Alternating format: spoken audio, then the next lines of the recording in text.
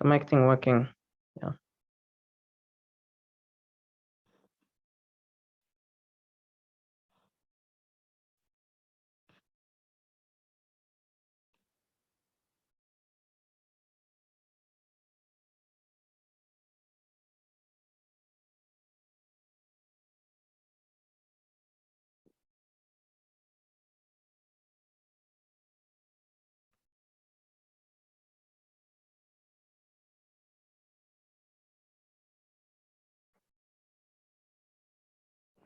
Question 12 says the following.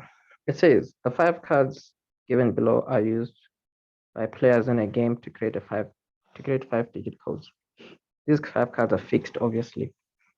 And then they said here, a few examples of 5-digit codes that are created or that can be created with the cards above are these values here.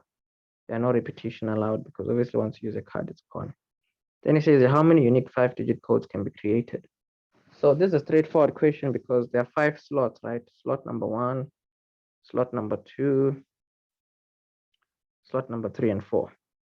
So what happens is when you have all your cards available, you have 5 options for the first slot. So the moment you put one card here, you only have 4 options left for the other one. When you put one there, you have 3 options left. When you put one here, you only have 2 options left. When you put one here, you only have 1 option left. And then for 2 marks here, no, we're not done. So the number of options here is going to be 5 times 4 times 3 times 2 times 1, which is 120. I literally recorded this question just now, but I forgot to press record.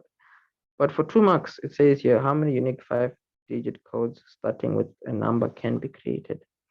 What you do is you lay out 5 slots again. Slot number 1, 2, 3, 4, and 5. If it has to start with a number, then what you do is in the beginning here, you only have 3 options, right? Which is just 1, 2, or 3. You only have 3 options for the place here. Once a number goes here, you only have 4 things that can potentially go here. Once you put something there, you only have 3 here. Once you put something there, you only have 2. Once you put something here, you only have 1 option for the last slot here. Those number of arrangements, you can just multiply all these numbers. It's going to be 3 times 4, which is 12 times 3, which is 36 times 2, which is 72. That's the way we like it. Question number 3, though, says, what is the probability that the 2 letters will never be next to each other in the code? So if you want to find out the probability that your 2 letters will never be next to each other, right? You need to keep in mind that these kinds of questions, if these kinds of questions are still a problem for you, then you definitely need something like the probability course on our website. But fortunately, as already said, right, within the sale that's currently ongoing between the 23rd and the 7th of November for the all access pass, it gives you access to everything for just that single fee. And the probability course is amongst that. This is amongst the topics, you see, because if you check the probability course layout, there's probability, general probability, where you'll be working with, the addition rule, mutual exclusive, and all that. And then you have tree diagrams, Venn diagrams, two-way contingency tables, and the fundamental counting principle, where you can see the different kinds of lessons here: seating arrangements, letter arrangements, codes, generation, and all that is what you will be learning in the probability course. In total, this is about 3 hours long, so you'll be able to go through it in like one day. But anyways, let's see here. What is the probability that the 2 letters will never be next to each other? So if you want the probability that the 2 letters will never be next to each other, a situation like that, right? You actually have to work out a scenario where all the codes are where you have to work out a scenario where the letters are actually next to each other.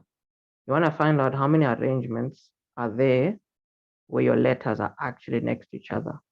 Once you find out the total of that, you remove it from 120 because 120 is all the arrangements without any restrictions. So if you take 120 and you remove all the arrangements where the letters are actually pasted together, what you have left in that calculation is the ones where they are never next to each other. You see, because if you take all the arrangements minus the ones where A and B are together, your remainder is where A and B is not together. So let's see where the number of arrangements where A and B will be next to each other, because those are the letters in the codes. So what you do is you visualize your A and your B pasted together, right? Now, the number of arrangements where this is pasted together, you can technically arrange your values here in 1, 2, 3, 4 factorial ways. These two that are pasted together, they can only be arranged in 2 factorial ways. So that being said, the total number of arrangements here is 2 factorial times 4 factorial, which is just going to give us 48. So these are the arrangements where the A and the B are next to each other. You see? So now to get the number of arrangements where the A and the B are not next to each other, you're going to say 120, right, minus 48. You're going to get a total of, what is this here? I think you're going to get 72. Yeah.